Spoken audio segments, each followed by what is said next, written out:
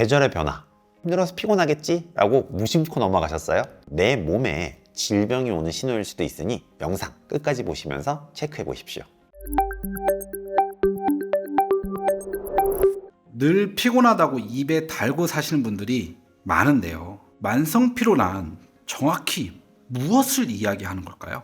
만성 피로, 정의가 엄청나게 어려운 증상입니다. 특히 양방에서 많이 어려워해요. 수치상으로 딱 정해지는 게 아니라요, 개인이 피로감을 가지고 질병 여부를 판단하기 때문입니다. 물론 진단을 할 때 피로를 유발할 수 있는 기저질환, 질병이나 질환은 모두 제외하고 동반하고 있는 증상까지 합해서 만성 피로를 진단하기 때문에 아주 판단이 곤란한 건 아니긴 한데요. 여러분, 피로가 뭔지는 아세요? 실질적으로? 피디님, 피로 정의하라 그러면 되게 어렵지 않아요? 그냥 피곤하다? 막상 모르겠단 말이죠. 피로는 뭐라 그러냐면요, 첫 번째, 일상적인 생활을 하기 어려운 상태를 말합니다. 아침에 일어나서 벌떡 일어나줘야 되는데 그게 안 될 때. 두 번째, 일상적인 생활을 했는데 탈진, 탄력감이 있는 경우. 오전에 강의를 하고 왔거든요. 강의를 하고 왔더니 촬영을 못 하겠습니다. 문제가 있다는 거죠. 세 번째는 지속적인 노력이나 집중을 해서 일을 할 수 없는 상황. 집중을 할 수 없는 거예요. 뭐 때문에? 피곤해서. 세 가지가 단발적으로 있을 때를 피로하다라고 이야기를 합니다. 그럼 만성 피로는 무엇일까요? 아까 말했던 증상들이 6개월 이상 지속되면 만성 피로라고 이야기합니다. 피로라고 하는 것은 쉬면 증상이 개선되고 다시 기운이 나서 일을 할 수 있어야 되는데, 쉬어도 계속 피곤하고 의욕이 안 생기는 것을 말합니다. 제가 주말에 갯벌에 가가지고 조개를 많이 캐왔어요. 잘 캤습니다. 필요하지 않았어요. 집에 왔더니 너무 피곤했어요. 그리고 자고 일어났어요. 월요일이 돼서 출근해야지 라고 나가면 괜찮은 거예요. 근데 힘들어요 라고 말하면 피로감이 안 풀린 거죠. 쉬어도 자도 계속 피곤해요. 6개월째 지속이 되는 겁니다. 의욕도 없는 상태, 만성 피로입니다. 그럼 박사님, 만성 피로 왜 생기는 걸까요?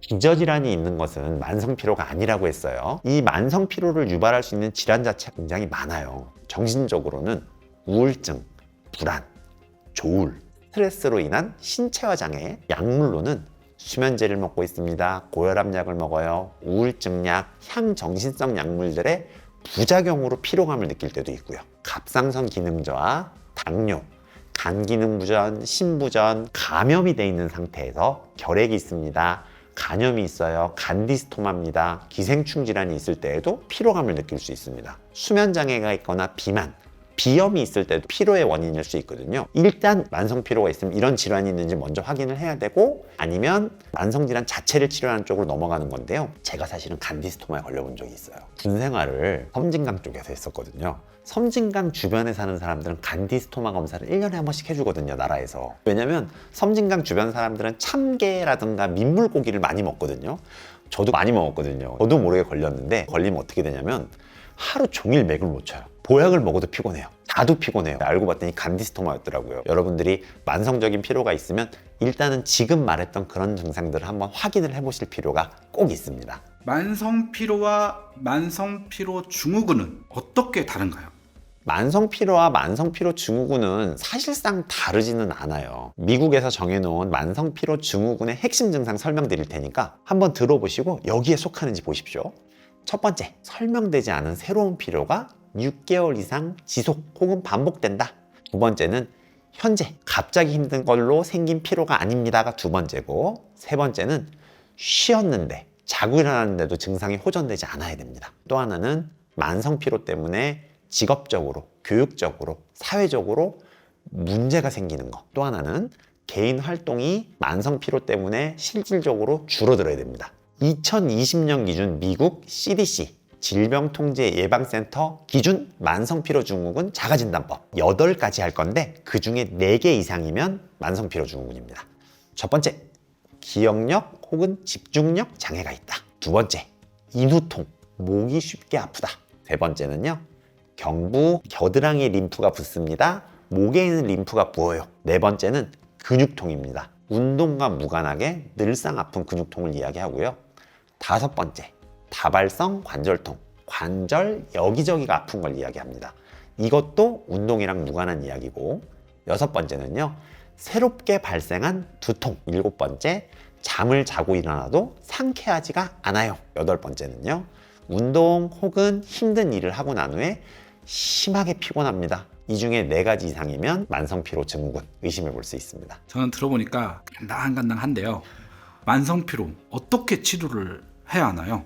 만성피로의 치료는요, 한의학에서 큰 강점이 있습니다. 만성피로의 원인을 허록, 해역, 식욕, 공록, 비록, 열나증처럼 만성피로의 여러 가지 원인을 알려주고 그 이름을 붙여서 약을 통해서 혹은 침치료를 통해서 치료를 해왔습니다. 실제로요, 미국 CDC에서도 만성피로 증후군 환자의 관리에 있어서 침치료, 슈나치료, 기공과 같은 한의학적 치료법을 고려할 수 있다라고 이야기하고도 있으니 굉장히 효과가 있다는 뜻이겠죠. 그러면서 여러분들이 궁금하실 게 뭐냐면 도대체 만성피로증후군 어떻게 예방하는데 일 거예요. 그쵸? 기본적으로 균형 잡힌 식습관을 가져야 된다라고 해서 소화가 잘 되는 음식을 적절한 양을 먹는다가 제일 큽니다. 두 번째는 스트레스를 덜 받으십시오라고 하는 겁니다. 스트레스로 소화가 안 되시는 분들은 특히 먹는 것도 조심하고 스트레스도 덜 받으려고 조심하셔야 되고요. 또 하나는 수면에 문제가 생기는 경우에도 만성피로가 생긴다고 했기 때문에